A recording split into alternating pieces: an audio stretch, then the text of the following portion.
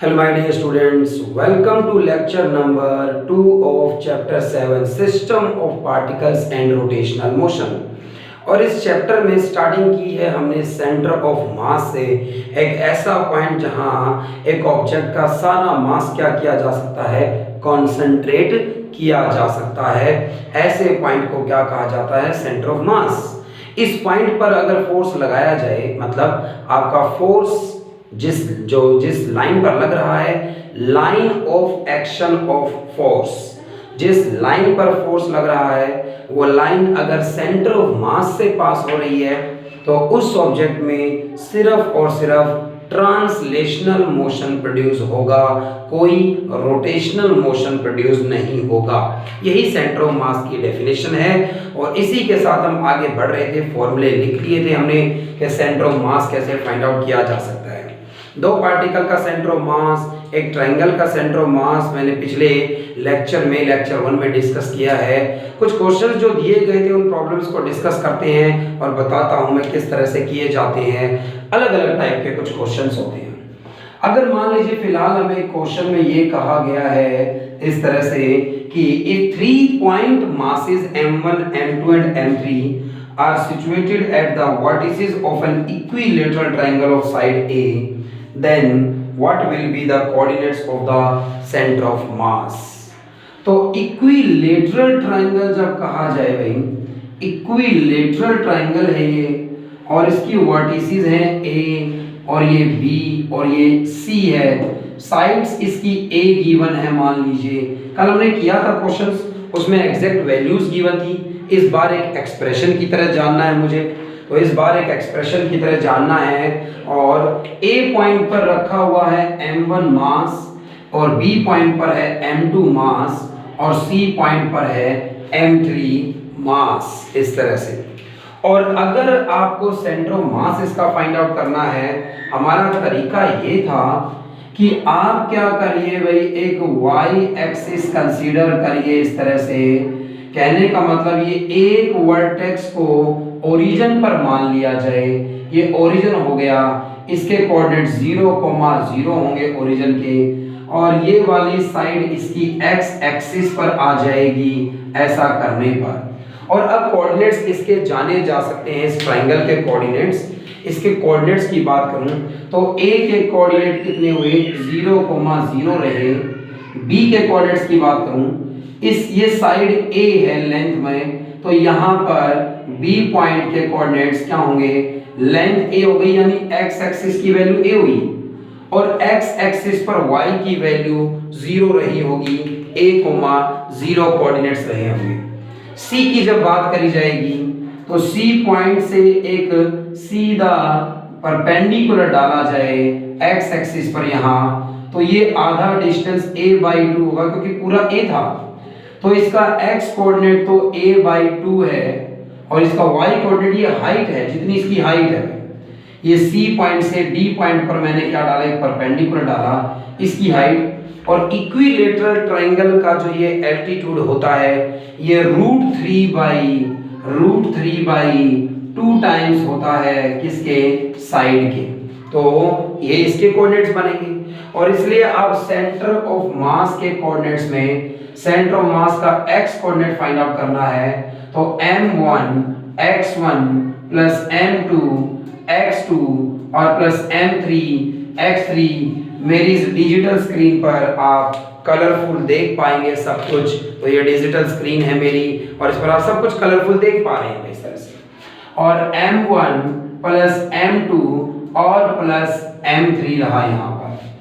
इसके बाद यहाँ पर m1 मास था, तो इस m1 मास का x कोऑर्डिनेट तो 0 हो गया, ये 0 कर दिया अभी मैंने इस तरह से।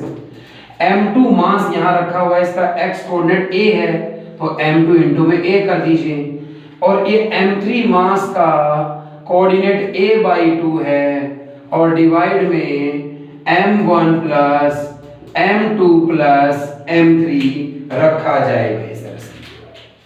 अगर ऐसा था तो सेंटर ऑफ मास का x coordinate is equal to m2a, ये 2 का एलसीएम लिया जाए अगर मान लीजिए, तो आप लिख सकते हैं 2m2a प्लस m3a और जो 2 होगा वो नीचे लिखा जा सकता है और m1 plus m2 plus m3 भाई। तो ये सेंटर ऑफ मास का x कोऑर्डिनेट फाइंड आउट किया जा सकता है। ये सेंटर ऑफ मास का x कोऑर्डिनेट फाइंड आउट किया जा सकता है। इसी तरह से y कोऑर्डिनेट की बात करेंगे। अगर ये पार्टिकल्स इक्वल मास के होते तो यहां से m कॉमन ले लीजिए, नीचे m प्लस m 3m हो जाएगा और कुछ रिजल्ट आपका आएगा कॉमन लेने के बाद भाई, अगर तीनों का मास सेम होता तो। फिलहाल अगर y कोऑर्डिनेट की बात करनी है तो m1 y1 plus m2 y2 और प्लस m3 y3, ये एक तरह से जनरल फॉर्मूला बन गया है। ट्राइंगल के क्वेश्चंस अगर पूछे जाएं सेंटर ऑफ मास में तो उसका जनरल फॉर्मूले बन रहे हैं कि m1 m2 मास m3 तीन मास हैं और ऐसे रख दिए जाएं एक इक्विलैटरल ट्राइंगल। अक्सर इक्विलैटरल ट्राइंगल क्या होते हैं, अगर कुछ और ट्राइंगल होता तो साइड्स गिवन होती है, हम फिर भी सभी कोऑर्डिनेट्स फाइंड आउट कर सकते हैं भाई आप इस तरह से।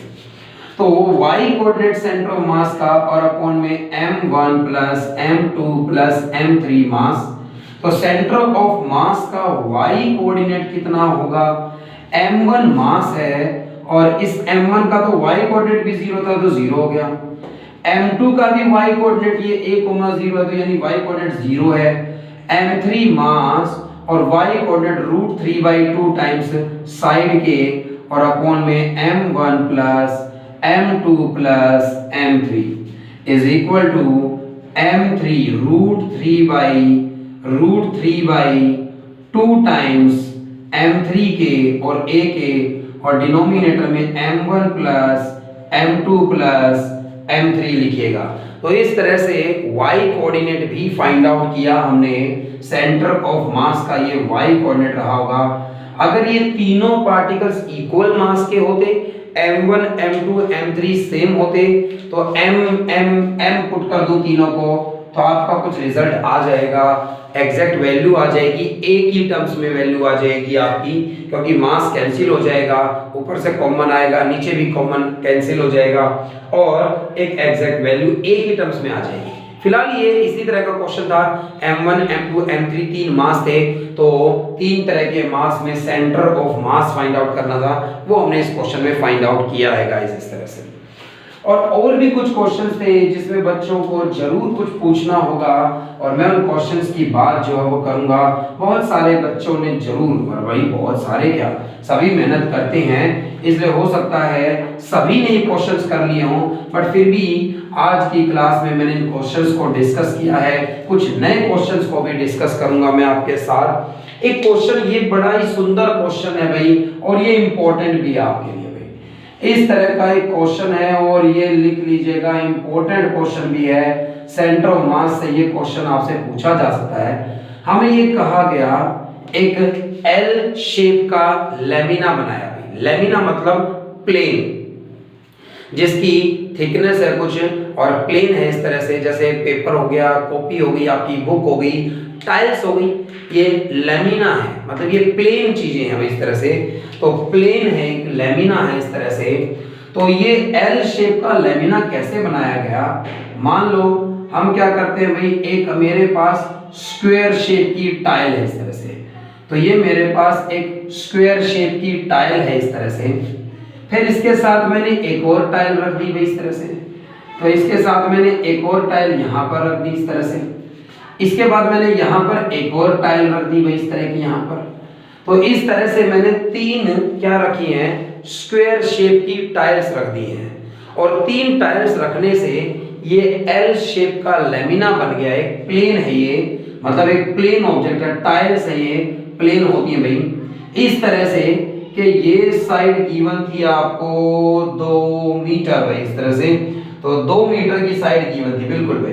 तो इसके डायमेंशंस है, centre of mass find out करना था lamina with dimensions as shown. Figure में मैंने आपको बताया था, फिगर गिवन थी आपको इस क्वेश्चन की मैंने, और 2 मीटर की ये साइड गिवन थी और 2 मीटर की इसकी ये साइड गिवन थी और इसका centre of mass find out करना है और इसका टोटल मास कितना है भाई 3 kg। Total mass 3 kg given था इसका, और इसका सेंटर ऑफ मास हमसे पूछा गया, तो इसका सेंटर ऑफ मास हमें फाइंड आउट करना है। और 3 kg इसका टोटल मास है, इसकी लेंथ ब्रेथ गिवन है यहाँ पर इस तरह से, और 3 स्क्वायर शेप की टाइल्स, ऐसे सोच सकते हैं भैया। तो आपके पास क्या है, एक स्क्वायर शेप की टाइल है, आपने उसको रखा, उसके नीचे दूसरी रखी, साइड में तीसरी रखी, एल शेप बन गई है। तो इसका सेंटर ऑफ मास कहां पर होगा ये आपको फाइंड आउट करना था। और टोटल मास इन तीनों का मिलकर कितना है, 3 kg। ये सारी एक जैसी है, इसका मतलब ये तीनों 1-1 किलो की है। लेकिन इन ये सेंटर ऑफ मास कैसे फाइंड, मैंने तो अभी तक क्या पढ़ा कि अगर किसी पॉइंट पर एक मास रख दिया गया है, अभी तक मैंने ऐसे शेप की तो बात ही नहीं करी थी भाई। अगर किसी पॉइंट पर एक मास रख दिया गया है तो मैं उस मास के क्या ढूंढता हूँ, कोऑर्डिनेट्स ढूंढ लेता हूँ, और सेंटर ऑफ मास के लिए फॉर्मूला लगा देता हूँ। इसमें क्या किया जाए, इसमें क्या किया जाए, तो पहली बात तो ऐसे सोचना जरूरी था कि आप ये सोचिए मत कि एक टाइल है भाई इस तरह से, भाई टोटल मास 3 kg है, यानी एक टाइल 1 किलो की है। एक टाइल कितने की है, 1 kg की है। ये वाली टाइल भी कितने की है, 1 kg की है, और ये वाली टाइल भी कितने की है, 1 kg की है। तो तीनों का मास क्या है भाई, इक्वल है, 1 kg की है ये। और ऐसे मत सोचिए कि ये स्क्वायर शेप की टाइल लेनी पड़ेगी ना, आपको पता है जितनी भी सिमेट्रिक फिगर हैं उनके सेंटर ऑफ मास कहाँ है, उनके ज्योमेट्रिकल सेंटर पर है। जितनी भी सिमेट्रिक फिगर्स हैं उनके सेंटर ऑफ मास कहाँ पर है, उनके ज्योमेट्रिकल सेंटर पर है। मतलब जैसे ये एक स्क्वायर है भाई, ये 2 मीटर है, ये 2 मीटर है, इसका मतलब तो ये 1 मीटर है, ये 1 मीटर है, तो 1 मीटर की साइड वाली ये एक टाइल है, स्क्वायर है ये। तो स्क्वायर का अपना सेंटर ऑफ मास कहां पर होगा, इसके अपने सेंटर पर होगा भाई। तो आप ये मत सोचिए 1 kg की एक टाइल है, आप अपने दिमाग से बात निकाल दीजिए, 1 kg की एक टाइल नहीं है। 1 kg की एक टाइल का सेंटर ऑफ मास कहां पर है, इसके अपने सेंटर पर है।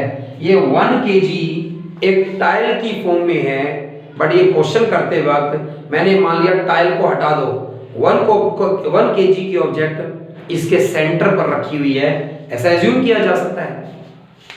ठीक इसी तरह से माना जा सकता था कि इस वाली टाइल का सेंटर ऑफ मास इसके अपने सेंटर पर है, और इस स्क्वायर टाइल का सेंटर ऑफ मास इसके अपने सेंटर पर है।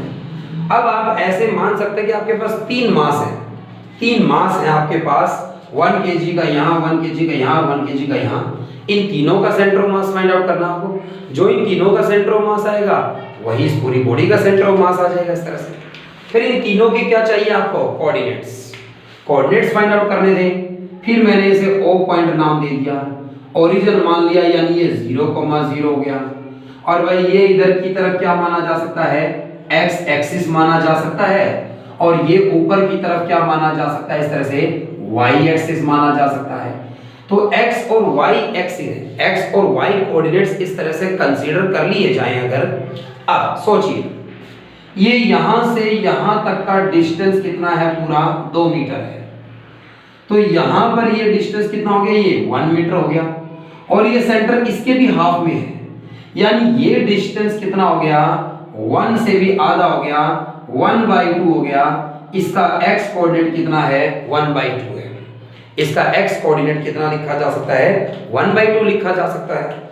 उसके बाद यहां ये ओरिजिन है, अगर मान लो तो यहां से ऊपर ये पूरा 2 मीटर है, तो यहां आधे में 1 मीटर हो गया, और इस 1 मीटर से भी आधा कर दूं इधर में, तो यहां पर 1/2 हो गया, यानी इसका y कोऑर्डिनेट भी 1/2 इस तरह से। डिस्टेंस के अकॉर्डिंग सोचिएगा, पूरी 2 मीटर की गिवन है, तो ये टाइल की, एक टाइल की लेंथ 1 मीटर है, और उसका भी हाफ करूं तो सेंटर का डिस्टेंस O से कितना है, 1/2 है, ये 1/2 है। ऐसे ही y में ये 2 है, इसका आधा कितना हो गया, 1 हो गया, और इसका भी आधा कर दूंगा इस तरह से, तो ये जो पॉइंट है इसका x एक्सिस से या ओरिजिन से ऊपर की तरफ डिस्टेंस कितना है, 1/2 है। तो 1/2 इसके क्या लिखे जा सकते हैं, कोऑर्डिनेट्स लिखे जा सकते हैं इस पहले पॉइंट के। इससे इधर आ जाइए भैया आप इस तरह से। जब इधर की तरफ आएंगे आप थोड़ा सा, तो ये देखिएगा जो इसकी हाइट है वही इसकी हाइट है, y कोऑर्डिनेट तो इन दोनों का क्या है सेम, बट x की बात करूं यहां पर 2 हो जाता है, यहां पर 1 हो जाता है। 1 और 2 के बीच में कितना है ये 3/2 1.5 है भाई। यहां तक 1 हो जाता है, यहां पर 2 हो जाता है डिस्टेंस O से, O से ये 1 हो गया, यहाँ 2 हो गया, और 2 का क्या कर दिया जाए, अगर यहाँ 1 था यहाँ 2 था तो इनके बीच में 1.5 है, यानी 3/2 है x कोऑर्डिनेट इसका। ऊपर वाले पार्टिकल की बात करें तो यहाँ से डिस्टेंस इसका सेम है, जो इसका x कोऑर्डिनेट है वही इसका x कोऑर्डिनेट है 1/2, और y कोऑर्डिनेट कितना होगा इसका, y कोऑर्डिनेट इसका कितना होगा, ये पूरा 2 था, यहाँ पर 1 है तो ये 1.5 है यानी 3/2 है, तो इसका y कोऑर्डिनेट कितना लिखा जा सकता है 3/2। तो अब आपको ये सोचने की जरूरत नहीं कि ये 3 टाइल्स थी भाई, स्क्वायर शेप की थी, इनका सेंटर ऑफ मास इनके अपने ज्योमेट्रिकल सेंटर पर था, इनका सेंटर ऑफ मास इनके अपने ज्योमेट्रिकल सेंटर पर था, और वो ये सेंटर है इस तरह से। अब तीनों के मैंने फिर कोऑर्डिनेट्स फाइंड आउट कर लिए। अब तो ये इस तरह से ट्रीट किया जा सकता है क्वेश्चन भाई कि यहाँ पर 1 kg का एक मास है जिसके कोऑर्डिनेट्स 1/2, 3/2 हैं, यहाँ पर एक मास है 1 kg का और इसके कोऑर्डिनेट्स 1/2, 1/2 हैं, यहाँ पर एक मास गिवन है 1 kg का और इसके कोऑर्डिनेट्स 3/2, 1/2 गिवन है इस तरह से। तो यहाँ पर 3 पॉइंट्स हो गए हैं और इन 3 पार्टिकल्स का centre of mass find out करना मुझे। एक तरह से ट्राइंगल ही बना लिया इन्होंने भी, अब एक तरह का इन्होंने भी ट्राइंगल ही तो बना लिया भी अब इस तरह से, और मुझे इस ट्राइंगल पर ही क्या फाइंड आउट करना है, इनका centre of mass find out करना है। एक बार फॉर्मूला लगाइए सेंटर ऑफ मास का x कोऑर्डिनेट कहां पर होगा, और फॉर्मूला m1x1 प्लस m2x2 और प्लस m3x3 और divided by m1 plus m2 plus m3 कर दीजिए इस तरह से। 1 kg ये तीनों हैं, तो 1 kg वाले का x कोऑर्डिनेट कितना 1/2, 1 × 2 का ये होगा, प्लस 1 × में 3/2 प्लस 1 × में 1/2 और डिवाइडेड बाई 1 + 1 + 1 3 होगा। ये एलसीएम 1 + 3 4 + 1 कितना हो गया 5, और ये 2 और ये 3, तो 2 3 जा 6 बनेगा। सोल्व कर पाएंगे आप इसे मीटर में, क्योंकि ये मीटर में लेंथ गिवन थी, ये लेंथ मीटर में गिवन थी, तो ये मीटर में x कोऑर्डिनेट आया है, मीटर में x कोऑर्डिनेट आया है सेंटर ऑफ मास का, और सेंटर ऑफ मास का y कोऑर्डिनेट इस तरह से कैसे होगा, फॉर्मूला लगाएंगे आप m1 y1 plus m2 y2 plus m3 y3 upon m1 plus m2 plus m3, और 1 kg का मास इसका y कोऑर्डिनेट कितना है 1/2, 1 kg का मास इसका y कोऑर्डिनेट कितना है 1/2, 1 kg का मास इसका y कोऑर्डिनेट कितना है 3/2 और डिवाइडेड बाई 1 + 1 + 1 3, और ये भी आपका आंसर कितना देगा भाई 5/6 आंसर देगा मीटर में। Centre of mass, centre of मास के कोऑर्डिनेट्स पूछे हैं अगर, तो 5/6 मीटर, 5/6 मीटर ये कोऑर्डिनेट्स हैं। z तो 0 क्योंकि ये प्लेन ऑब्जेक्ट है, इसमें लेंथ थी, इसमें ब्रेथ थी, इसमें हाइट नहीं थी, तो सेंटर ऑफ मास इसी प्लेन पर कहीं लाई करेगा, xy प्लेन में कहीं लाई कर रहा होगा, इसलिए x और y कोऑर्डिनेट्स फाइंड आउट किए हमने इस तरह के लेमिना के। तो ये बात थी इस क्वेश्चन के अंदर, इस तरह से फाइंड आउट किया जाता है इस क्वेश्चन को जब यहाँ पर बात करी गई इस तरह से। तो यहाँ पर आप देख पाएंगे भाई इस तरह से इस क्वेश्चन को हम फाइंड आउट कर डालेंगे, हमने करा है, और बहुत सारे बच्चों में आपने हो सकता है सभी ने कर भी दिया हो ये क्वेश्चन, और बस हो सकता है आपने कुछ लेंथी कर दिया हो या कुछ भी ऐसा, उसको बदल दिया है हमने। एक और क्वेश्चन की बात करेंगे, हमसे मैंने बहुत सारे क्वेश्चंस आपको दिए थे, उससे पहले हम कुछ और क्वेश्चंस की भी बात करेंगे। मैं एक फिनोमेनन की बात करता हूं जिस पर बेस फिर आप इन क्वेश्चंस को कर पाओगे, और भी क्वेश्चंस इस तरह के गिवन थे भाई। तो इन क्वेश्चंस को करने के लिए इस तरह का एक क्वेश्चन मुझे इस तरह का दिया गया है यहाँ पर कि भाई हाइड्रोजन का जो मॉलिक्यूल है कार्बन मोनोऑक्साइड में, तो कार्बन और ऑक्सीजन के बीच का डिस्टेंस जो गिवन है हमें, वो डिस्टेंस गिवन है 1.13 एंगस्ट्रॉम भाई, 1.13 एंगस्ट्रॉम। भाई एंगस्ट्रॉम जो है ना वो एक छोटी यूनिट है डिस्टेंस की, एटम्स की बात हो रही है, मॉलिक्यूल्स की बात हो रही है, डिस्टेंसेस बहुत स्मॉल होते हैं इस केस में। और 1.13 into 10⁻⁻10 लगाया जाए तो ये डिस्टेंस किस में चेंज किया जा सकता है, मीटर में चेंज किया जा सकता है। आपने बड़ी यूनिट्स भी पढ़ी हैं, light year, astronomical unit, parsec, और अपने छोटी यूनिट भी पढ़ी हैं, मिलीमीटर, सेंटीमीटर, और इनसे भी छोटी नैनोमीटर, माइक्रोमीटर, एंगस्ट्रॉम, पिकोमीटर, इस तरह से गए। तो ये डिस्टेंसेस अगर गिवन है इस तरह से, हमें कहा गया कार्बन के मॉलिक्यूल में और ऑक्सीजन के कार्बन एटम में और ऑक्सीजन के एटम में डिस्टेंस गिवन है हमें इतना, कितना डिस्टेंस है भाई ये 1.13 एंगस्ट्रॉम में ये डिस्टेंस गिवन है। इस तरह से कार्बन और ऑक्सीजन से मिलकर क्या बना है, कार्बन मोनोऑक्साइड बना है, पॉइजनस गैस होती है। अब जब इनकम्प्लीट कंबशन होता है कार्बन का, तब ये रिलीज होती है। हमें घर के अंदर कभी भी अंगीठी नहीं जलानी चाहिए, रूम के अंदर नहीं जलानी चाहिए, क्योंकि इनकम्प्लीट कंबशन के कारण वो फ्यूल जो है या कोयला जो हम जला रहे हैं या कोई भी हम काऊ डंग है, कोई भी ईंधन जला रहे हैं, कार्बन मोनोऑक्साइड प्रोड्यूस करेगा, हमारे लंग्स के लिए बहुत ही घातक सिद्ध होती है। इस तरह से तो 1.13 एंगस्ट्रॉम ये डिस्टेंस गिवन है इस तरह का। और अब मैं आपको ये कह दूं भाई कार्बन का एटॉमिक मास कितना है 12, तो एक न्यूक्लियस मतलब कार्बन के अंदर क्या है भाई 6 प्रोटॉन और 6 क्या है न्यूट्रॉन। तो प्रोटॉन और न्यूट्रॉन का मास नियरली सेम मान लिया जाता है, 1 एटॉमिक मास यूनिट मान लिया जाता है। तो 12U यानी कुछ 12M कह सकता हूं मैं, 12U इसका क्या है भाई मास। किलोग्राम में चेंज करने की जरूरत नहीं है आपको, क्योंकि हमें तो वैसे भी मास कट जाता है भाई, हमें centre of mass find out करना है। ऑक्सीजन का एटॉमिक मास 16 होता है, 16U मास होता है किसका, ऑक्सीजन का। इस तरह से इन दोनों का सेंटर ऑफ मास इस लाइन पर कहीं होगा, और क्योंकि हमें दिख रहा है कि ऑक्सीजन का मास ज्यादा है, तो ये मिड पॉइंट से सेंटर ऑफ मास थोड़ा ऑक्सीजन की तरफ होगा।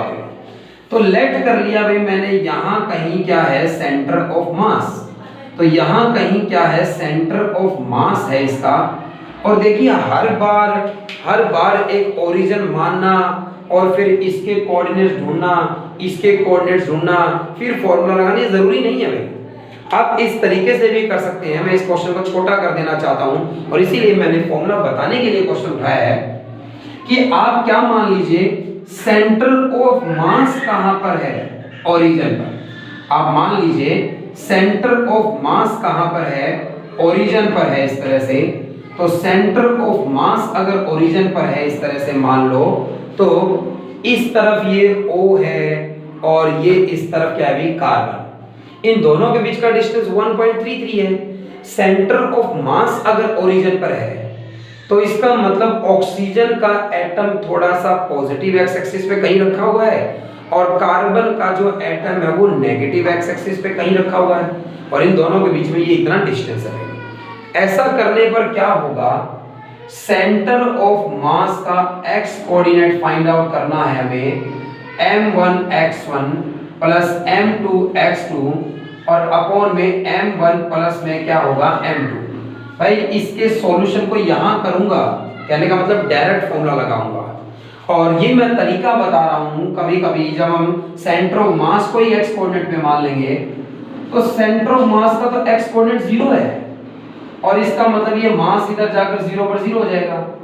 m1x1 प्लस m2x2 बराबर 0, यानी m1x1 बराबर लिखा जा सकता है m2x2 के माइनस का, m2x2 के माइनस साइन के साथ सिर्फ मैग्नीट्यूड की अगर आप बात करेंगे, सिर्फ मैग्नीट्यूड की अगर आप बात करें तो आप कह सकते हैं कि अगर आपके पास एक m1 मास है और आपके पास एक m2 मास है और सेंटर ऑफ मास से यहां कहीं मान लो सेंटर ऑफ मास है इस पॉइंट पर, m1 का डिस्टेंस यहां से कितना है x1 और m2 का डिस्टेंस यहां से कितना है x2, तो फिर ये रेशियो ऐसी होगी, m1 मास का डिस्टेंस कितना है सेंटर ऑफ मास से x1, m2 का डिस्टेंस कितना है सेंटर ऑफ मास से x2, तो आप लिख सकते हैं m1 x1 बराबर है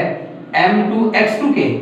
ऐसे ही y कोऑर्डिनेट होता तो y को लिख लेते, पर फिलहाल दो ही तो पार्टिकल्स है यहाँ पर, इसी लाइन पर कहीं सेंटर ऑफ मास होगा, इसलिए y कोऑर्डिनेट फाइंड आउट करने की जरूरत नहीं है इसके केस में भाई। तो ये m1 x1 बराबर लिखा गया m2 x2, कहने का मतलब अगर m1 मास कम है तो x1 डिस्टेंस ज्यादा होगा, ये अगर मास कम है तो डिस्टेंस ज्यादा होगा, ये अगर मास ज्यादा है तो डिस्टेंस कम होगा। तो इस फॉर्मूले को यूज करेंगे आगे से हम बहुत सारे क्वेश्चंस में कि एक तरफ m1 मास है एक तरफ m2 मास है और इनके बीच का अगर ये डिस्टेंस दे दिया जाए तो जरूरी नहीं कि इसके एक ओरिजिन कंसीडर करूं, ट्रायंगल वाले क्वेश्चन में कर रहे थे जैसे कि एक ओरिजिन कंसीडर करूं, फिर तीनों पॉइंट्स के कोऑर्डिनेट्स फाइंड आउट करूं, फिर ये जाकर फॉर्मूला लगाऊं। हम ये एक मार्क्स में अगर ये क्वेश्चन पूछा गया है तो 1 मार्क्स वाला सॉल्यूशन करेंगे। क्या सॉल्यूशन किया अभी मैंने, कार्बन का मॉलिक्यूल का मास है, सॉरी एटम का मास है, ऑक्सीजन के एटम का कुछ मास है, इन दोनों के बीच में डिस्टेंस कुछ गिवन है। मान लो कार्बन का डिस्टेंस अपने सेंटर ऑफ मास से कितना है x, मान लीजिए कार्बन का डिस्टेंस, कार्बन एटम का डिस्टेंस अपने सेंटर ऑफ मास से कितना है x, तो ऑक्सीजन का डिस्टेंस अपने सेंटर ऑफ मास से कितना होगा, टोटल गैप 1.13 गिवन था भाई, 1.13 माइनस x हो जाएगा। तो ये मैं सोच रहा हूं बाहर तक डिस्टेंस ले लिया, लिखा मैंने थोड़ा लंबा इस तरह से, अदरवाइज यहां कर देता हूं मैं, इसको पीछे की तरफ खिसका देता हूं इस तरह से मैं कि ऑक्सीजन मान लीजिए यहां कहीं रखी हुई थी इस तरह से, तो ऑक्सीजन रखी हुई है इस तरह से यहां, तो अगर कार्बन का डिस्टेंस अपने सेंटर ऑफ मास से x है तो ऑक्सीजन का डिस्टेंस अपने सेंटर ऑफ मास से 1.13 माइनस x हो जाएगा एंगस्ट्रॉम में, क्योंकि टोटल डिस्टेंस इतना गिवन था।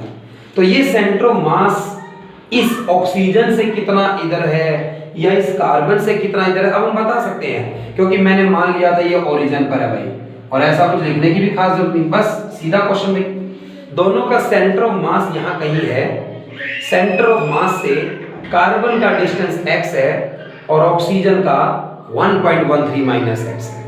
तो आप सीधा फॉर्मूला लगाइए, m1 मास इनटू में उसका x1 डिस्टेंस बराबर है m2 मास इनटू में उसका x2 डिस्टेंस, माइनस साइन लेकर अगर आप चलोगे तो वो यही बताएगा कि एक इससे उधर है और एक इससे इधर है सेंटर ऑफ मास से, तो इसलिए कोई समस्या नहीं है भाई, हमने यहाँ डिनोट किया हुआ है।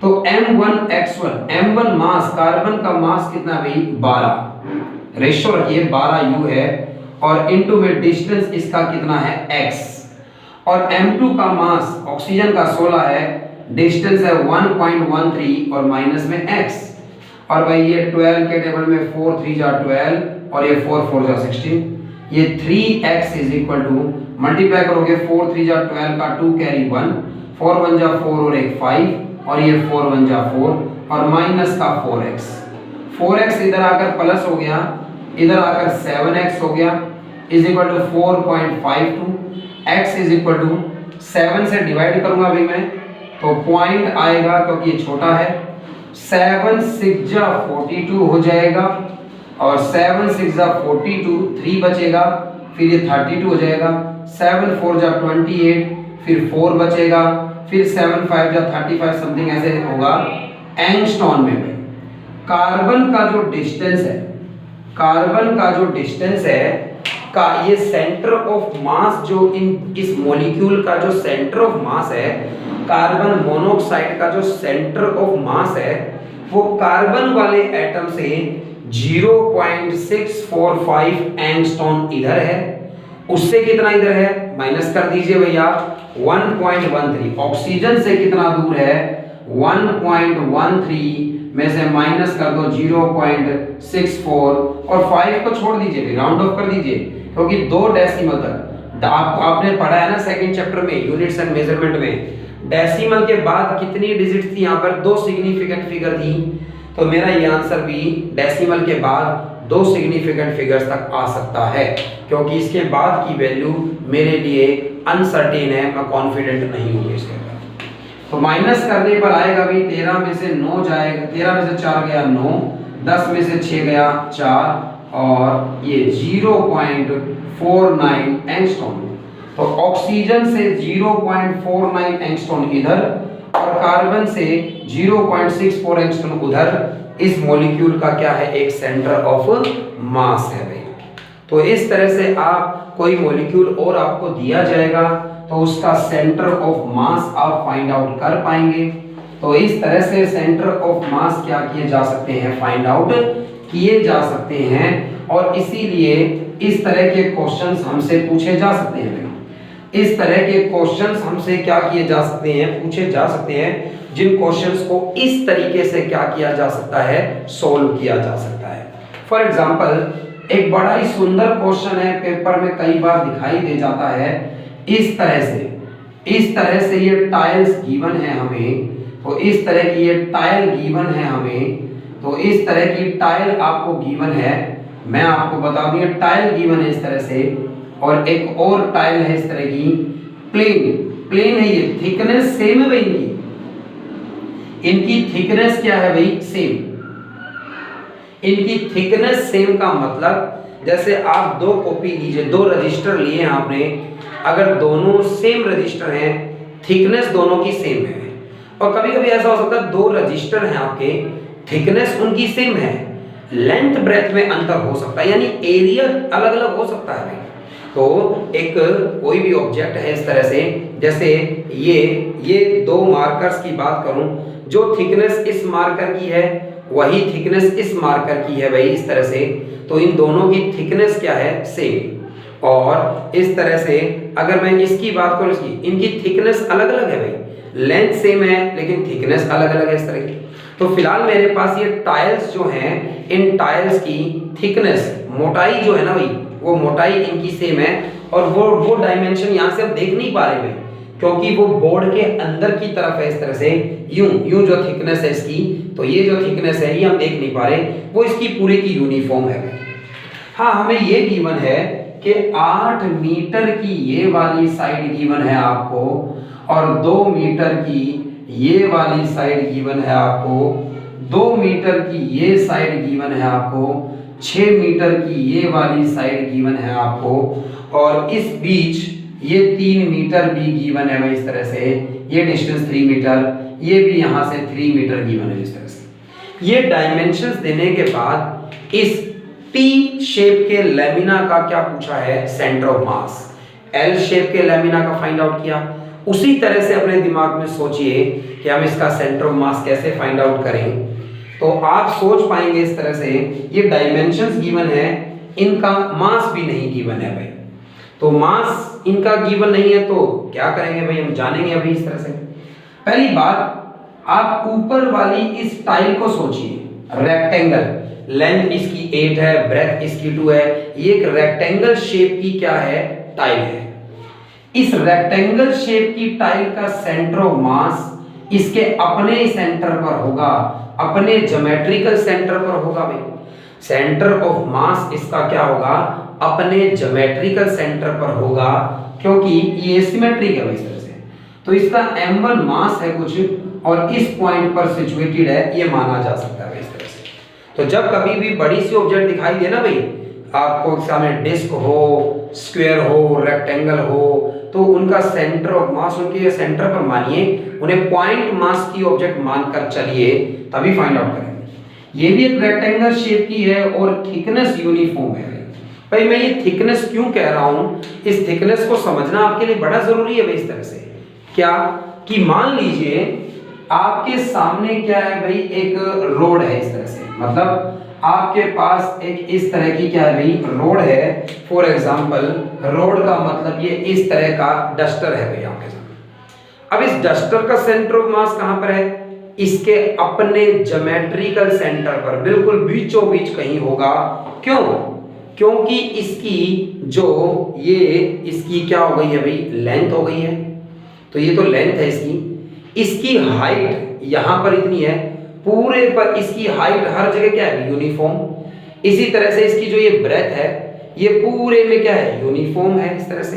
लेकिन मान लो ये ऐसा होता कि इस तरह का है ये, लेकिन जैसे जैसे मैं इधर जाता हूं, मान लो इसकी हाइट यहां पर इतनी है, आगे जाकर हाइट बढ़ती जाती है इस तरह से, इस तरह की शेप होती। मान लो कि ये बार थी ना, जो ये बार ऐसी होती कि इसकी हाइट क्या होती जाती है भाई? इस तरह से चेंज होती जा रही है, थिकनेस बढ़ती जा रही है इसकी। फिर इसका सेंटर ऑफ मास इसके अपने सेंटर पर नहीं हो सकता भाई, इधर की तरफ मास थोड़ा ज्यादा है तो यहां कहीं होता, और हम फिर बिना कैलकुलेट करे फाइंड आउट नहीं कर पाते उसे भाई। तो इसीलिए मैं कह रहा हूं कि ये टाइल्स कैसी हैं फिलहाल भाई? थिकनेस इनकी यूनिफॉर्म है, और जब थिकनेस इनकी यूनिफॉर्म है तो इसका सेंटर ऑफ मास इसके अपने सेंटर पर माना जा सकता है। ऐसे ही ये लेंथ, इसकी ब्रेथ 2 है, लेंथ 6 है, इसका सेंटर ऑफ मास इसके अपने सेंटर पर माना जा सकता है, और m2 मास हो गया इसका, मान लो इस तरह से। तो पहली बात तो दो तरीके हैं भाई, या तो आप कहीं पर ओरिजिन मान लीजिए, और ओरिजिन कहीं पर भी मान सकते हैं भैया। आप ये ओरिजिन मान लेंगे, नीचे ऐसे y एक्सिस बना लेंगे तो ये दोनों पॉइंट्स y एक्सिस पर आ जाएंगे, यानी सेंटर ऑफ मास का y फाइंड आउट करना होगा, बस x 0 हो जाएगा। यहां कहीं आप ओरिजिन मान लेते हैं तो अलग तरीके से आएगा, कहीं पर भी ओरिजिन माना जा सकता है भाई, हमें विद रिस्पेक्ट टू ओरिजिन बात करनी है। और या फिर मैं आपको ये कह रहा हूं, आपको ओरिजिन भी मानने की जरूरत नहीं पड़ेगी भाई। तो मैंने ट्रायंगल्स के क्वेश्चन में ओरिजिन मानना सिखाया, वो शुरुआत थी क्वेश्चंस की। अब क्वेश्चंस की वैरायटी आती जाएंगी तो हमें वैरायटी से ही उन्हें सोल्व करना है इस तरह से। तो मैं आपको अभी जो तरीका पढ़ाया उससे भी क्वेश्चन समझा सकता हूं। कैसे भाई? ये सेंटर ऑफ मास इस नीचे वाली टाइल का कहां पर होगा? इसकी लेंथ पूरी 6 मीटर है, इसका सेंटर ऑफ मास इसके अपने सेंटर पर होगा, मतलब ये हाइट तो 3 मीटर हो गई। इसका मतलब इस सेंटर ऑफ मास की जो नीचे से हाइट है वो कितनी है? 3 मीटर, और ये पूरा 2 मीटर है। अगर इस तरह से, तो ये ऊपर से कितना नीचे है भाई? 2 मीटर, यानी यहां से कितना है? ये 2 मीटर है, तो यहां से इसकी हाइट कितनी है भाई? 2 मीटर की। इस तरह से 2 मीटर ये हो गया, 3 मीटर ये हो गया। इसका मतलब इन दोनों के सेंटर ऑफ मास में ऐसे अलग से बना लूं अगर एक बार, कि एक मास m1 है और एक मास m2 है। यूं सोचिए, आप टी शेप को कंसीडर करिए ही मत भाई, टाइल वगैरह को भूल जाइए थोड़ी देर के लिए भाई। अगर ऐसा है कि एक m1 मास है ऊपर वाली टाइल का, एक m2 मास है नीचे वाली टाइल का, और इन दोनों के बीच का जो डिस्टेंस है वो डिस्टेंस इन दोनों के बीच में कितना हो गया? ये 1 हो गया और ये 3 हो गया। इन दोनों के बीच का डिस्टेंस तो 4 मीटर है। इस तरह से फिर से समझ लीजिएगा कि ये डिस्टेंस कितना था भाई? 6 मीटर था, ये 2 मीटर था। ये सेंटर पर है तो ये 1 मीटर हो गया यहां से, ये 6 था तो ये इतना कितना हो गया भाई? 3। तो इन दोनों के बीच का डिस्टेंस कितना हो गया भाई? 1 + 3 कितना हो गया? 4 मीटर का हो गया। 4 मीटर का इनके बीच में डिस्टेंस है अगर मान लो, तो लेट कर लेते हैं। इनका सेंटर ऑफ मास कहीं लाई कर रहा होगा भी बीच में, इस तरह से इनका सेंटर ऑफ मास कहीं बीच में लाई कर रहा होगा, जिसका ऊपर वाले नीचे वाले से मान लो m2 से डिस्टेंस x मान लूं, तो ऊपर वाले से डिस्टेंस कितना रह जाएगा? 4 - x हो जाएगा। तो ये x की वैल्यू बता देते हैं ना, हम ये बता देंगे कि इस सेंटर से, इस नीचे वाली टाइल का ये सेंटर है, सेंटर ऑफ मास है, और इससे कितनी ऊपर इस पूरी बॉडी का सेंटर ऑफ मास लाई कर रहा है। ऐसे भी आंसर बताया जा सकता है, जरूरी नहीं कि आप x y कोऑर्डिनेट्स बताकर ही कहें कि यहां पर लाई कर रहा है। इस तरह से ऐसे भी बताया जा सकता है, इस तरह से भी बताया जा सकता है यहां पर कि सेंटर ऑफ मास कहां पर लाई कर रहा है। इस तरह से तो ऐसे बताया जा सकता है अगर इस तरह से सेंटर ऑफ मास के बारे में, तो ये 4 - x ऊपर वाले से, x नीचे वाले से। ठीक है भाई, बता देंगे हम, फॉर्मूला लगा देंगे। क्या फॉर्मूला लगाएंगे? m1 मास है ऊपर वाले का, और 4 - x उसका डिस्टेंस है सेंटर ऑफ मास से। m2 मास है नीचे वाली टाइल का, और सेंटर ऑफ मास से डिस्टेंस कितना है? x। बस इस x की वैल्यू फाइंड आउट करनी है हमें। लेकिन सबसे बड़ी दिक्कत तो आई मास, इनका मास तो नहीं गिवन है हमें यहाँ पर भाई। और अगर इनका मास नहीं गिवन है हमें यहाँ पर, अगर इनका मास नहीं गिवन है हमें यहाँ पर इस तरह से, तो मास किस तरह से फाइंड आउट किया जा सकता था यहाँ पर भाई। मैंने कहा थिकनेस क्या है इनकी, यूनिफॉर्म है भाई। हर जगह इनकी थिकनेस क्या है, यूनिफॉर्म है। जो इनकी एरिया की रेशियो होगी ना, वही मास की रेशियो होगी भाई। आपको मैं ऐसे समझाऊंगा। आप क्या करते हैं अभी, सैलेड काटते हैं। सैलेड में मान लीजिए आपने क्या किया भाई, आज सैलेड में आपने खीरे का यूज किया भाई। वैसे तो हम जानते हैं कि उसकी थिकनेस क्या नहीं होती है, उसकी थिकनेस क्या नहीं होती है, सेम नहीं होती है। बट फिलहाल आप मान लीजिए कि उस खीरे की थिकनेस बिल्कुल क्या है भाई, यूनिफॉर्म है। तो खीरे की थिकनेस बिल्कुल क्या है भाई, यूनिफॉर्म है। इस तरह से इधर से काट दिया आपने, ऐसा हो गया। इधर से काट दिया आपने, ऐसा हो गया। अब इसके पीसीस करने स्टार्ट करें भाई आपने अगर इसके सारे भाई इस तरह से ना हम कट कर देते हैं, अगर बराबर सारे जो पीसीस हैं उनकी थिकनेस अगर क्या है, सेम, तो सबका मास क्या मिलेगा आपको, सेम। अगर जो स्लाइस आपने काटी है, थिकनेस, चौड़ाई उनकी अगर सेम है, सबकी थिकनेस अगर सेम, बिल्कुल नाप कर आपने 1-1 सेंटीमीटर की थिकनेस से काट दिया है, हर एक पीस का, हर एक स्लाइस का मास क्या मिलेगा आपको, सेम। क्यों? डायामीटर तो वैसे ही सबका सेम था, एरिया वैसे ही सबका सेम था। अब थिकनेस पे डिपेंड कर रहा था कि मास किसका ज्यादा होगा भाई, क्योंकि एरिया तो सबका सेम हो गया इस तरह से। अगर मान लीजिए दो सिलेंडर सेम हाइट के हैं भाई, अगर दो सिलेंडर सेम हाइट के हैं बट एक का एरिया क्या है भाई, ज्यादा, तो भाई मास किसका ज्यादा होगा, जिसका एरिया ज्यादा है। अगर वॉल्यूम की बात कर लूं, अगर मान लीजिए दो सिलेंडर हैं तो जिन दोनों की हाइट अगर सेम है तो किसकी वॉल्यूम ज्यादा होगी भाई, जिसका एरिया ज्यादा है। फिर मास भी किसका ज्यादा होगा, दोनों में पानी भर दिया तो किस में पानी का मास ज्यादा होगा भाई, जिसमें एरिया ज्यादा है। इस तरह से अगर दो सिलेंडर हैं और दोनों का एरिया क्या है भाई, सेम, दो सिलेंडर दोनों का एरिया क्या है, सेम। अब मास किस पर डिपेंड करता है भाई, हाइट पर डिपेंड करता है, जिसकी हाइट ज्यादा होगी। तो इस तरह से मास का डिस्ट्रीब्यूशन हुआ है।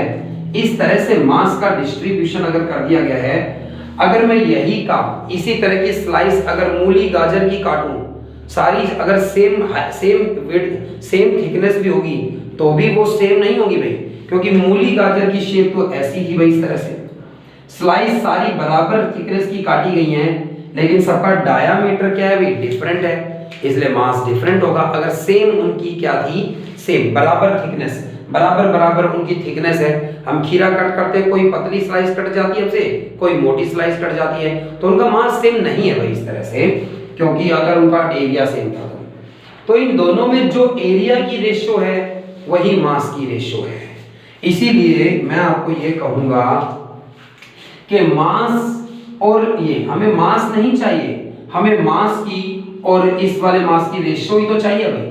और फिर भी ऐसे भी किया जा सकता है, जैसे हम क्या मान लेते हैं, इस पूरी टाइल का मास कितना है भाई, m, और मास अपॉन में एरिया क्या कहलाएगी, सिग्मा। सिग्मा एक तरह की क्या हो गई, डेंसिटी हो गई भाई। सिग्मा क्या हो गई है, एक तरह की डेंसिटी हो गई है। अगर मास पता करना है तो आप एरिया से क्या कर दीजिए भाई, मल्टीप्लाई। जैसे मास अपॉन वॉल्यूम करते हैं तो एक डेंसिटी आती है मास पर यूनिट वॉल्यूम, ऐसे ही मास अपॉन एरिया करने से एक डेंसिटी आई है मास पर यूनिट एरिया। यूनिट एरिया पर कितना मास है इस टाइल के पास भाई, तो ऐसे ये एक स्क्वायर है और इस स्क्वायर का टोटल मास कितना है भाई, m, और इस स्क्वायर का टोटल एरिया कितना है, a, और मैंने इसके अंदर से बहुत सारे छोटे छोटे स्क्वायर काट दिए भाई। और मान लो शेप भी अलग अलग है, कोई स्क्वायर शेप का है, कोई रेक्टेंगल शेप का है, कोई स्क्वायर शेप का है, कोई रेक्टेंगल शेप का है। अब मैं इसका मास कैसे पता करूं भाई, एक पीस का मास कितना है। अलग अलग शेप के काट दिए हैं, किसी का कोई रेक्टेंगल है, कोई स्क्वायर शेप में है, मान लो अगर अलग अलग शेप के काट दिए हैं तो एक का मास कितना होगा भाई, इस पूरे स्क्वायर का मास कितना था, कैपिटल है, और इस पूरे स्क्वायर का एरिया कितना था, a, तो ये मास अपॉन में एरिया हो गया, मास पर यूनिट एरिया हो गया। अब इस छोटे से इस वाले छोटे पार्ट का अगर आपको मास चाहिए तो इस छोटे पार्ट के एरिया से मल्टीप्लाई कर दीजिए, इसका मास आ जाएगा भाई। टोटल मास एक एरिया पर डिस्ट्रीब्यूट किया गया है, इतने मास इतने एरिया में ये टोटल मास फैला हुआ है, तो इतने एरिया में कितना होगा, इस छोटे पार्ट में कितना मास होगा, तो टोटल मास अपॉन में एरिया करने पर मास पर यूनिट एरिया और इसके एरिया से मल्टीप्लाई कर दूं तो इसका मास आ जाएगा स्मॉल पार्ट का। भाई समझ पाए होंगे आप सभी, भाई पूरी मेहनत करी मैंने इसके बारे में। और ये मास अपॉन में एरिया को एक तरह की डेंसिटी कह सकते हैं सिग्मा, तो एक तरह की डेंसिटी कह सकते हैं सिग्मा, और इन दोनों की थिकनेस सेम है, तो इसका मतलब इन दोनों की डेंसिटी भी सेम है। अगर इन दोनों की डेंसिटी सेम है तो अगर भाई m1 इस ऊपर वाले का मास कितना लिखा जा सकता है भाई, लेंथ इसकी 8 है, ब्रेथ इसकी 2 है, 8 गुणा में 2 लेंथ इंटू ब्रेथ इसका एरिया हो गया, और मान लो सिग्मा क्या है, इसकी एरिया डेंसिटी है, मास पर यूनिट एरिया है, डेंसिटी है एरिया के अकॉर्डिंग सिग्मा, इनटू में 4 minus x is equal to m2 mass. भाई m2 मास कितना होगा, इसकी लेंथ 6 है, इसकी ब्रेथ 2 है, एरिया हो गया 6 इंटू में 2 और इंटू में सिग्मा डेंसिटी, भाई इंटू में सिग्मा डेंसिटी, और डिस्टेंस इसका कितना था भाई x। तो भाई दोनों तरफ क्योंकि दोनों की डेंसिटी सेम है, डेंसिटी से डेंसिटी तो कट ही जाएगी भाई, इसीलिए मैंने आपको डायरेक्ट कहा था कि जो एरिया की रेशियो है ना इनकी, वही इनके मास की रेशियो, हमें तो रेशियो चाहिए। 8 2 जा 16 है, 4 माइनस x है, और ये 6 2 जा 12 है, और इनटू में x है। 16 4 जा 64 minus 16x is equal to 12x। 64 is equal to, ये इधर जाकर प्लस होगा तो कितना होगा भाई 28x, और x is equal to 64 upon में 28, 4 के टेबल में 16 पर 4 7 जा 28, 16 बाई 7 7 2 जा 14, फिर 2 बचेगा, 7 2 जा 14, फिर 6 बचेगा, 7 8 जा 56 मीटर। तो भाई यहाँ इसके सेंटर से x की वैल्यू आई है ना, तो इसके सेंटर से 2.28 मीटर ऊपर, यानी ये तो 3 ये 6 था तो ये 3 था, तो यानी ये तो 3 से कम है, यानी इस नीचे वाली टाइल के अंदर ही कहीं, इस नीचे वाली टाइल के अंदर ही कहीं 2.28 मीटर के डिस्टेंस पर इनका सेंटर ऑफ मास लाई करता है। इस तरह से ये क्वेश्चन आपको बिल्कुल क्लियर हो गई, आपको बिल्कुल समझ में आएगा। डेंसिटी की बात मैंने जो करी है, हम डेंसिटी की बात का यूज कर पा रहे हैं इस तरह से, तो डेंसिटी की बात का हम यूज कर पा रहे हैं। और एक और बेहतरीन क्वेश्चन की बात करते हैं अभी सेंटर ऑफ मास के मामले में। सेंटर ऑफ मास के मामले में एक और जबरदस्त क्वेश्चन की बात करते हैं, और एक बड़ा सुंदर क्वेश्चन है भाई, देखिएगा इस तरह से।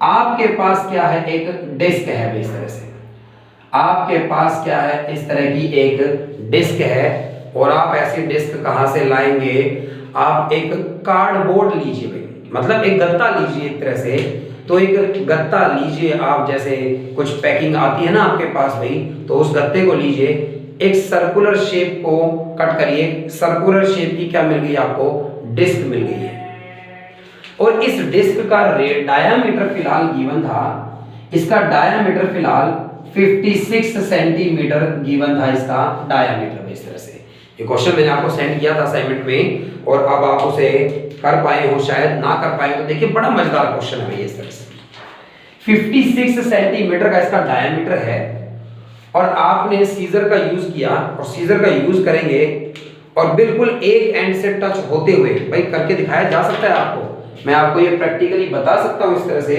कि मान लीजिए मेरे पास क्या है भाई, एक इस तरह से पेपर, मैं पेपर पर करके दिखाऊंगा आपको, मेरे पास अभी कोई ऐसी है नहीं, आप कॉपी का जो गत्ता होता है ना बाहर, वो भी ले सकते हैं इस तरह से, और देखते हैं भाई क्या मैं सर्कल में कटिंग कर पाऊँ इसकी। भाई इस तरह से एक पेपर लिया है मैंने, मान लो, तो मेरे पास जो क्या है भाई, एक पेपर है, पहले मैं अगर सर्कल बना लेता तो शायद ज़्यादा अच्छी कटिंग कर पाता, बट चलो फिलहाल मैं मान लेता हूँ। और मेरे पास एक बाउल है यहाँ पर, और इसलिए बाउल की हेल्प से मैं यहाँ पर क्या कर सकता हूँ, एक सर्कुलर शेप कट कर सकता हूँ। मैं पेन का यूज कर लेता हूँ इस तरह से, तो मैं आपको दिखाऊंगा बिल्कुल ये प्रैक्टिकली ये चीज़ वही।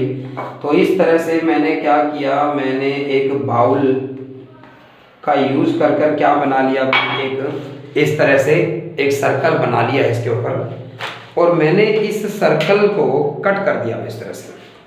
तो मैं इसे सर्कल की फॉर्म में क्या कर लेता हूँ, कट कर लेता हूँ भाई। थोड़ी सी क्लास लंबी हो जाएगी इस प्रैक्टिकल के कारण, लेकिन कोई बात नहीं भाई, हमें सीखना है और हम बहुत बेहतरीन सीखें, ये ज़्यादा ज़रूरी है हमारे लिए। समय हमारे पास बहुत है इस साल कि हम अच्छे से पढ़ें भाई चीज़ों को। तो इस तरह से मैंने क्या किया भाई, इसको एक इस तरह की एक सर्कुलर डिस्क मिल जाएगी मुझे। मैं अभी दिखाता हूँ आपको। मैं बोलता रहता हूँ भाई, मुझे बोलना बहुत ज़रूरी है। लाइव क्लास में बच्चे सो ना जाएं फिर वीडियो क्लास में, इसलिए कंटिन्यूसली मुझे बोलना पड़ता है। तो इस तरह से आप देखेंगे कि ये मैंने एक डिस्क क्या कर रही है अभी, कट कर ली है इस तरह से डिस्क टाइप में। अब आपने क्या किया, अब दूसरे साइज का बाउल तो खैर मेरे पास नहीं है, और ले आएंगे। मेरे पास पानी की बोतल है इस तरह से।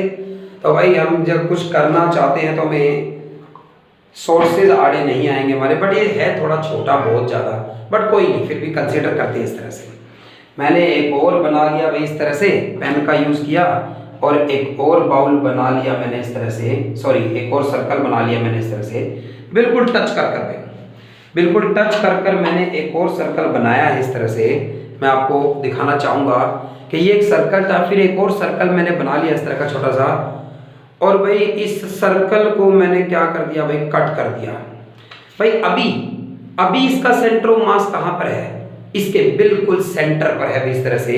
ये 56 सेंटीमीटर की एक डिस्क है, इसका सेंटर ऑफ मास इसके अपने सेंटर पर है इस तरह से। इसका सेंटर ऑफ मास इसके अपने सेंटर पर है इस तरह से। तो सेंटर ऑफ मास इसका अपने सेंटर पर है अभी तो इसका सेंटर ऑफ मास इसके अपने सेंटर पर है अभी तो। लेकिन मैंने क्या किया भाई, इसके अंदर से ये एक इस तरह का छोटा सर्कल, मतलब छोटी डिस्क निकाल डाली भाई।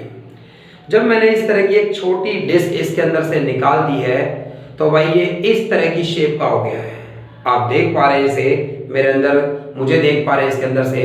तो ये इस पहले ये व्हाइट बैकग्राउंड था ना, आपको क्लियर नहीं दिखाई दे रहा होगा, ये रेड बैकग्राउंड में आ जाते हैं इस तरह से। तो इस तरह से ये पूरी एक डिस्क थी, इसका सेंटर ऑफ मास कहां पर था, इसके अपने सेंटर पर था। इसके अंदर से मैंने एक क्या कर दिया, ये डिस्क वाला पार्ट कट कर दिया इस तरह से। तो बिल्कुल टच कर कर कट किया भैया, यहाँ पर बिल्कुल थिन हो गई है, बिल्कुल टच कर है ही नहीं है। मान लीजिए एक पार्टिकल तो यहाँ से गायब ही हो गया बिल्कुल भाई इस तरह से। तो इस तरह से आप देख पाएंगे ऐसा था ये, यूं कट। अब इस बचे हुए पार्ट का सेंटर ऑफ मास बताना भी आपको कहां पर होगा। इस बचे हुए पार्ट का, ये जो बच गई है, इसका सेंटर ऑफ मास कहां पर होगा। और ये तो भाई बड़ी खराब सी शेप दे दी गई है आपको, ना तो आप ये सर्कल है ना ये रेक्टेंगल है, मैं इसका सेंटर भी नहीं बता पाऊंगा। बड़ी मुश्किल हो गई है भाई, बड़ी मुश्किल हो गई है, बड़ी मुश्किल बाबा, बड़ी मुश्किल। आगे नहीं गाएंगे इसे, फिलहाल हमारे क्वेश्चन के अकॉर्डिंग ये सोचेंगे कि बस बड़ी मुश्किल हो गई है यहाँ पर हमें कि ये 56 सेंटीमीटर के डायामीटर वाली एक डिस्क थी आपके पास, बिल्कुल इस यहां से टच करते हुए, बिल्कुल यहां से टच करते हुए, और 42 सेंटीमीटर के डायामीटर वाली एक डिस्क उड़ा दी गई भाई इसके अंदर से इस तरह से।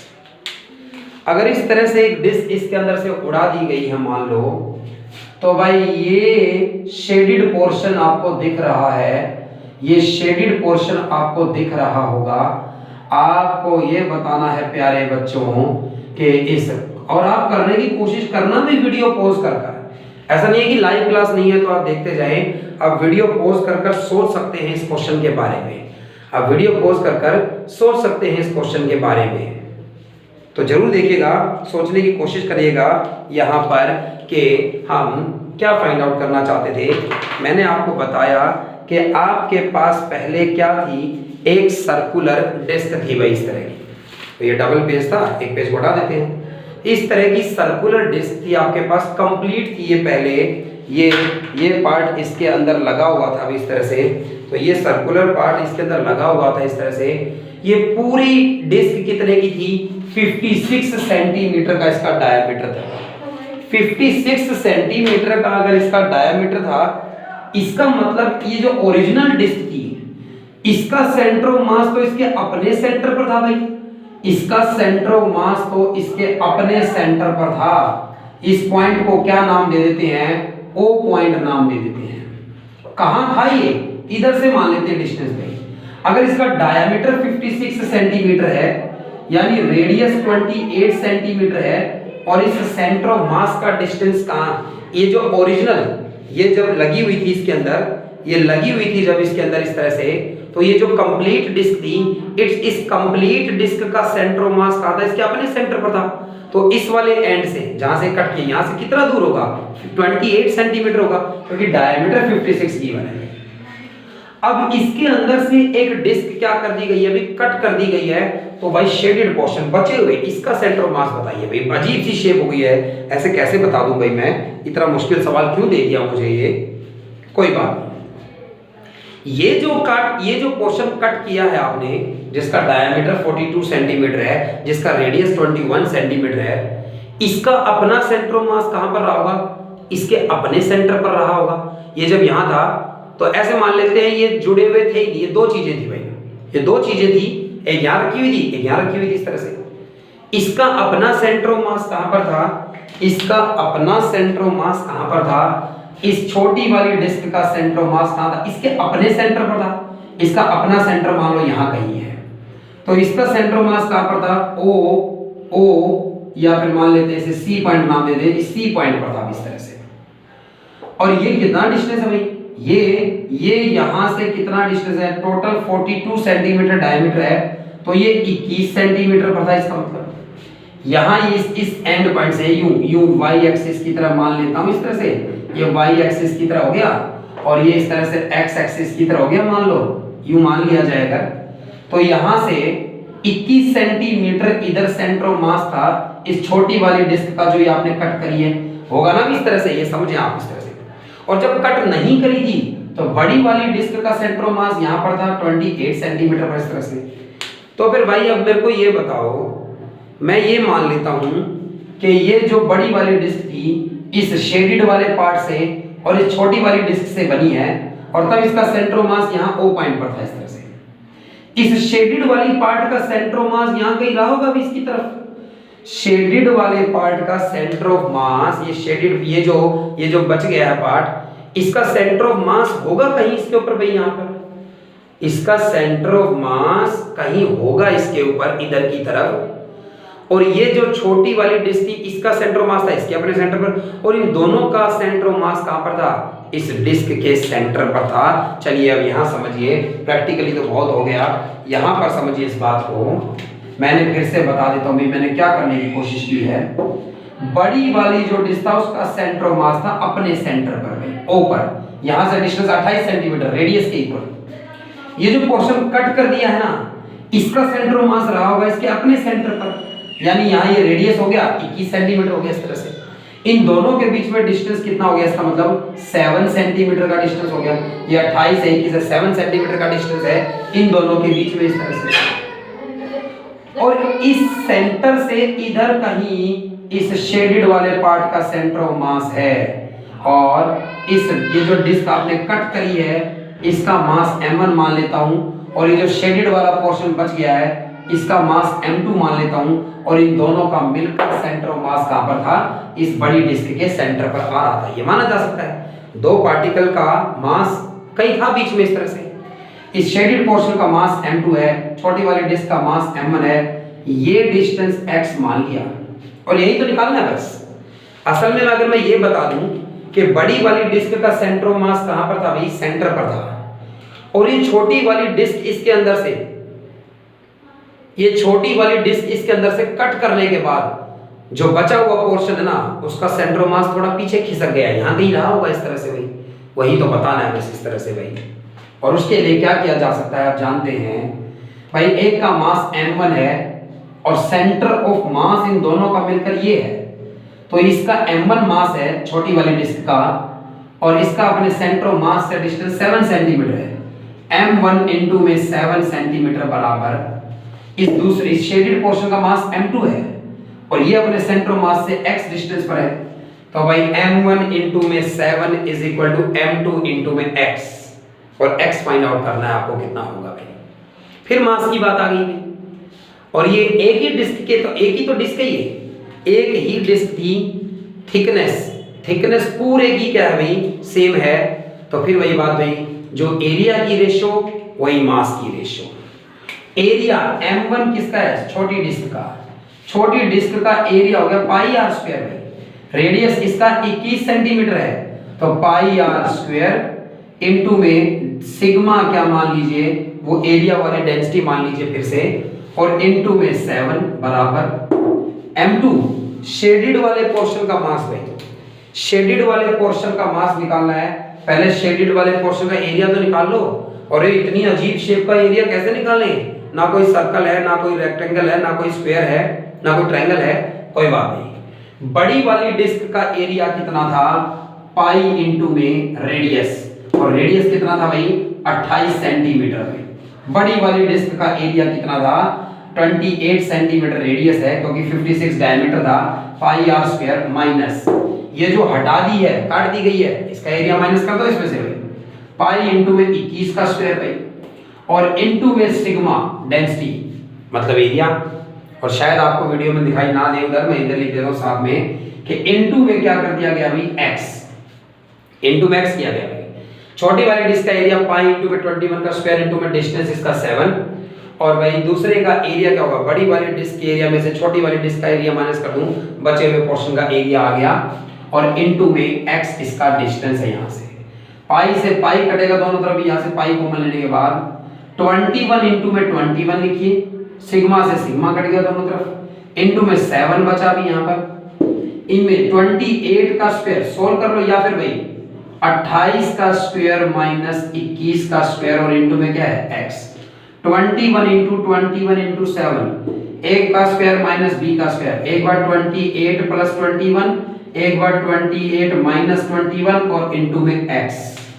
और अगर ऐसा है तो 21 गुना में 7 मल्टीप्लाई 28 प्लस 21 कितना हो गया अभी 49 और 28 माइनस 21 कितना हो गया 7 और इनटू में x। 7 से 7 कट गया, 7 3 जा 21 7 7 जा 49 7 1 जा 7 7 3 जा 21 और 3 इनटू 3 कितना हो गया अभी 9 सेंटीमीटर भाई। ये x डिस्टेंस कितना आया 9 सेंटीमीटर।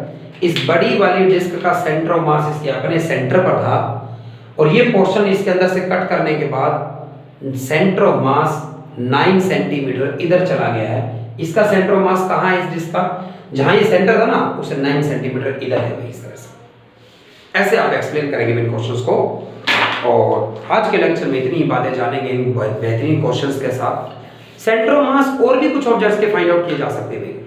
एक कोन का फाइंड आउट किया जा सकता है और एक हेमिस्फीयर का centre of mass find out किया जा सकता है। लेकिन मैं वीडियो लेक्चर में वो जरूर लेकर आऊंगा, कराऊंगा मैं सेंटर ऑफ मास उनके जरूर। लेकिन आप एग्जामिनेशन पॉइंट ऑफ व्यू से उन्हें ना पढ़ें वो नहीं आएंगे। सेंटर ऑफ मास पर इस तरह के जो अब तक पढ़े हैं ऐसे क्वेश्चंस आपसे पूछे जाएंगे। हाँ, वीडियो लेक्चर में मैं जरूर कराऊंगा कोन का भी सेंटर ऑफ मास और हेमिस्फीयर का भी centre of mass. Thanks guys.